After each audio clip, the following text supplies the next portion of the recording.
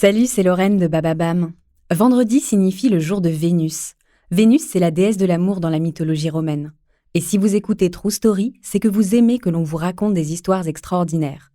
Alors pour célébrer la déesse de l'amour, découvrez chaque vendredi des histoires d'amour hors du commun de Love Story, le podcast de Bababam qui parle le mieux d'amour.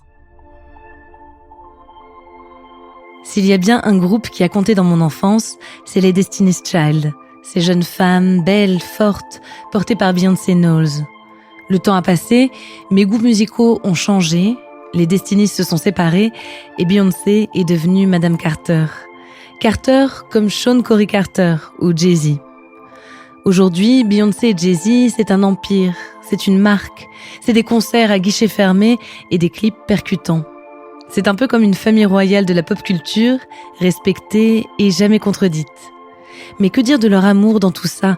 Que sait-on de ce couple très protecteur de sa vie privée? Comment expliquer sa longévité dans un milieu du show business où les couples sont souvent éphémères? Une histoire de collaboration, de secret et de pardon. Une histoire d'amour.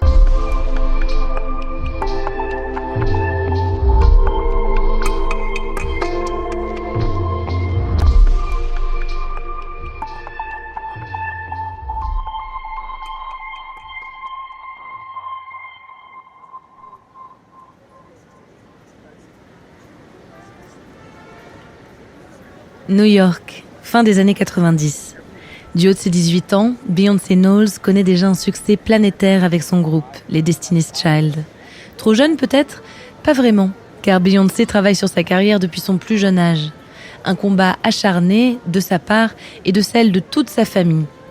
Beyoncé est née à Houston, au Texas. Son père, Matthew, est producteur de musique. Sa mère, Tina, est styliste et coiffeuse. C'est en son hommage que leur fille aînée s'appelle Beyoncé. C'est le nom de jeune fille de Tina.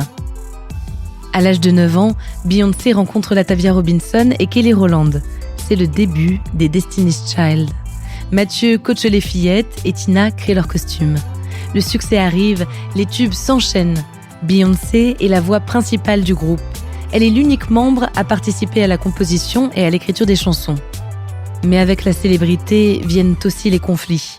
Le groupe se déchire, la maison de disques remplace les membres sans ménagement. Les rancœurs sont vives. Plus tard, Beyoncé avouera avoir fait une dépression pendant cette période. Mais à l'époque, impossible de déceler les failles. Aux yeux du monde, Beyoncé est jeune, belle et surtout indépendante. Dans ses textes, elle parle déjà d'émancipation. Elle invite les femmes à prendre leur place. En marge des Destiny's Child, elle pose les premières pierres d'une carrière solo en signant des duos avec des artistes influents. C'est en enregistrant un featuring avec la rappeuse Amil que Beyoncé rencontre Jay-Z en 1999. Évidemment, ces deux-là se connaissent de nom. Beyoncé pour sa carrière avec les Destiny's et Jay-Z comme un des rappeurs les plus influents de la côte Est. Sean Corey Carter est né à Brooklyn.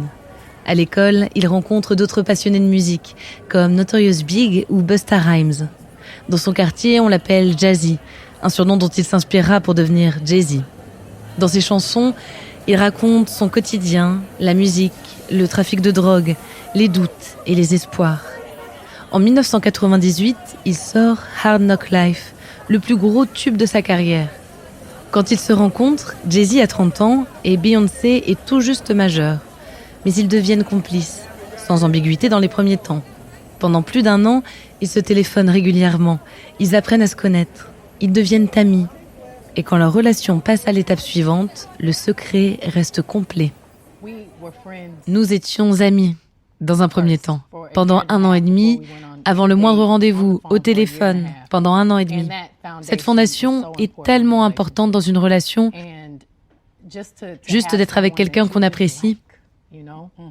C'est tellement important, quelqu'un d'honnête. Je me souviens, la première fois que tu es venu dans mon show, je t'ai dit « Ne va pas raconter aux gens avec qui tu sors ». Tu l'as pas fait à moitié.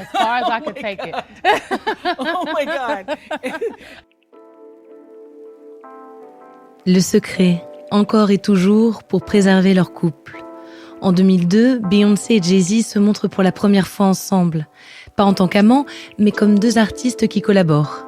sur le titre Bonnie and Clyde de Jay-Z, puis sur l'ensemble de l'album Dangerously in Love de Beyoncé, dont le titre Crazy in Love les hisse au rang de duo mythique. Parfois, ils se montrent à des matchs de basket et à des concerts ensemble, mais les tabloïds ont beau les scruter, rien ne les trahit. Pas un regard, pas un geste. Ce n'est qu'en 2004, soit 4 ans après le début de leur relation, qu'ils font leur première apparition officielle aux MTV Video Music Awards. Quand ils se marient en 2008, c'est dans le plus grand secret. Seuls 40 proches assistent à la cérémonie dans l'intimité de leur appartement new-yorkais. Ce n'est qu'en 2014, à l'occasion de leur tournée, qu'on découvre des images de l'événement.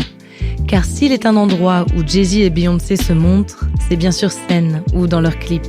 En fait, partout où ils sont portés par leur création commune. Ensemble, ils sortent des chansons, des albums, ils partent en tournée dans le monde entier. Leurs concerts sont des shows grandioses qui réunissent des milliers de spectateurs. On l'appelle Queen Bee et lui, The King of New York. Des monarques culturels dont l'influence est indiscutable.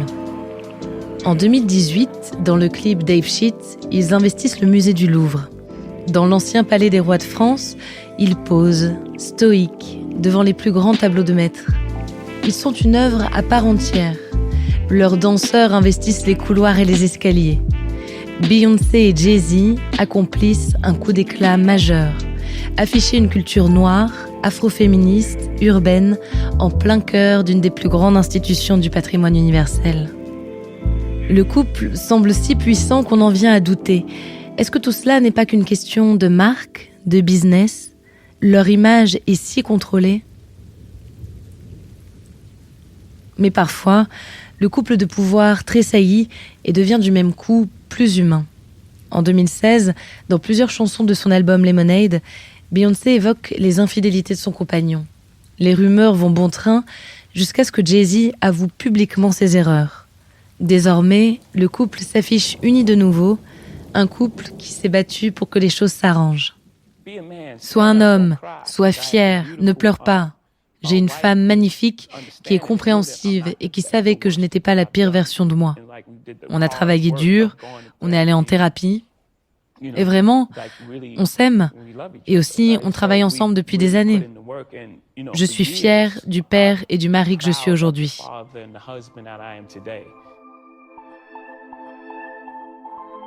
En 2017, Beyoncé donne naissance à des jumeaux qui rejoignent la petite Blue Ivy, née 5 ans plus tôt. Le couple sort la même année la chanson Die With You, un hymne à leur amour décrit comme indestructible. Le clip est un montage de films personnels ou de famille. Plus que jamais, le couple Carter affiche son intimité, sa simplicité. Sur scène, parfois, il faut référence au coup dur. Qui voudrait d'une histoire d'amour trop simple, lance Beyoncé. Peut-être ont-ils maintenant trouvé le bon équilibre entre une image de couple souverain, inébranlable, presque irréel, et des aveux de faiblesse de temps à autre, comme tout le monde.